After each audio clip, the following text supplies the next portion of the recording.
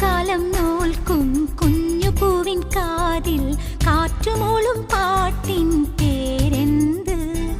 വെള്ളിമേഘത്തേരിൽ വന്നിറങ്ങും പ്രാവുകൾ കൂടുവയ്ക്കാൻ തേടും